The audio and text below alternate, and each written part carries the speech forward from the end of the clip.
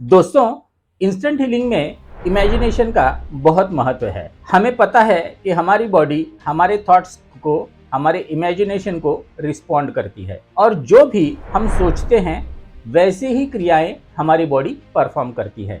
एक बात मैंने आपको बताई थी कि अगर आपके सपने में शेर आ जाए तो उसको मारने के लिए सपने में ही बंदूक लगती है, उसे एक्चुअल बंदूक से नहीं मारा जा सकता। तो कोई प्रॉब्लम आपके मन से उत्पन्न हुआ है तो उसको हील करने के लिए हमें मन का ही इस्तेमाल करना जरूरी होता है। तो इसी सिलसिले में मैं आज आपको एक फैंटेसी विजुअलाइजेशन बताने वाला हूँ, जिसका इस्तेमाल करके आपको आनंद तो आएगा ही, पर आपकी बीमारी जल्द से जल्द ठीक होना स्टार्ट हो जाएगी। तो क्या है ये फैंटेसी विजुअलाइजेशन, देखते हैं।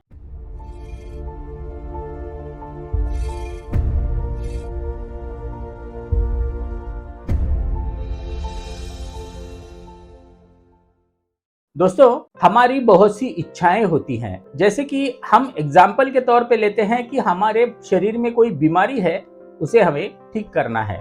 आपकी दूसरी भी इच्छा हो सकती है, जैसे कि मुझे इतने पैसे कमाने हैं, या फिर मुझे ये गाड़ी लेनी है, ऐसा घर लेना है।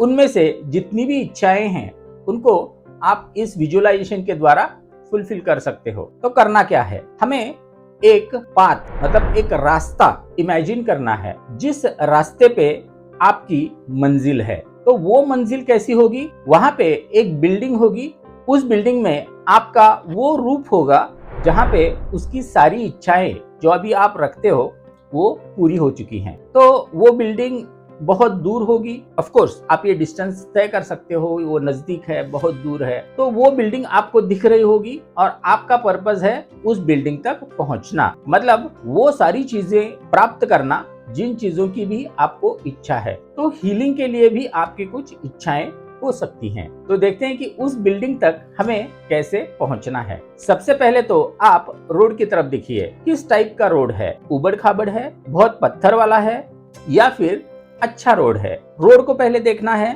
बाद में अपने पैरों को देखना है कि हमने पहना क्या हुआ है। मैक्सिमम सेंसरी डेटा कलेक्ट करना है। सेंसरी डेटा क्या होता है, हमारे अंदर के सेंसेस को जो भी सेंस होता है वहां पे, तो उसको सेंस करना है कि हमारा अस्तित्व कैसा है। उसके बाद हमें चलना स्टार्ट करना है। चलते वक्त हमें ये भी देखना है कि हमारे आजू बाजू रोड के साइड में क्या है, घास है या फिर वृक्ष है या फिर पर्वत है, जो भी हो उनको आपको देखना है। और सडनली ऐसे होगा कि आपके रास्ते में एक बैरियर आ जाएगा। तो ये बैरियर किस चीज का होगा, ये अड़चन किस चीज की होगी, ये वो अड़चने हैं जो भी आपको आपके गोल तक पहुंचने में डिले कर रही हैं। जैसे कि आपको लगता है कि मुझे पैसा कमाना है, लेकिन मैं बहुत आलसी हूँ, मैं पैसा बहुत नहीं कमा सकता, या फिर जो भी आपको लगता है कि वो चीजें आपके मार्ग में बाधा बन के खड़ी हैं, तो वो सारी चीजें बीच में आ जाएंगी। जैसे कि आपका कोई ऑर्गन है जिसे हीलिंग की जरूरत है, तो वहां पे कौन सी चीज फंसी हुई है, तो वो सारी चीजें आपके सामने होंगी। तो ये चीजें क्या क्या हो सकती हैं, ये चीजें हो सकती हैं कोई पहाड़, या फिर ये हो सकता है कोई प्राणी, या फिर कोई इंसान, या फिर ये कोई राक्षस भी हो सकता है। वहां पे आग हो सकती है, वहां पे आंधी भी हो सकती है। तो ये सारी अड़चनें आपको रोक रही हैं आपको अपने गोल तक पहुंचने के लिए। तो इन सभी चीजों को देखना है। जैसे कि हमने सिंबॉलिक लॉजिक में बात की थी कि आपके हर एक अड़चन को आप एक सिंबल का रूप दीजिए। जैसे कि आपको अगर ऐसे लगा कि मेरे यहाँ पे सूजन है और वो सूजन, उस सूजन में ये पर्सन है, अगर आपको ऐसे लगता है, अपने इमेजिनेशन को थोड़ा खुला छोड़ दीजिए इसमें, तो वो पर्सन वहां पे खड़ा होगा। तो आप जाएंगे और इसके बाद आता है बहुत इंपॉर्टेंट स्टेप, आपको उस बैरियर को हटाना है।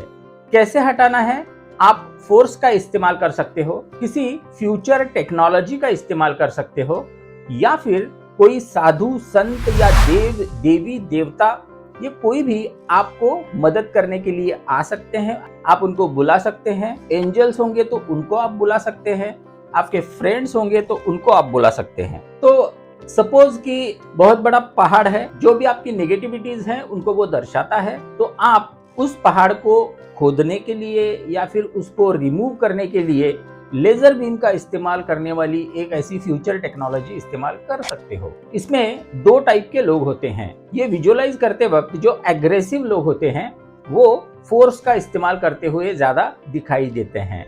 मतलब वो फ्यूचर टेक्नोलॉजी से उसे फोड़ देंगे या फिर कोई जादू करके किसी को गायब कर देंगे। तो इस टाइप के कृत्य वो करेंगे। और बहुत से लोग जो शांत स्वभाव के हैं वो नेगोशिएशन करेंगे।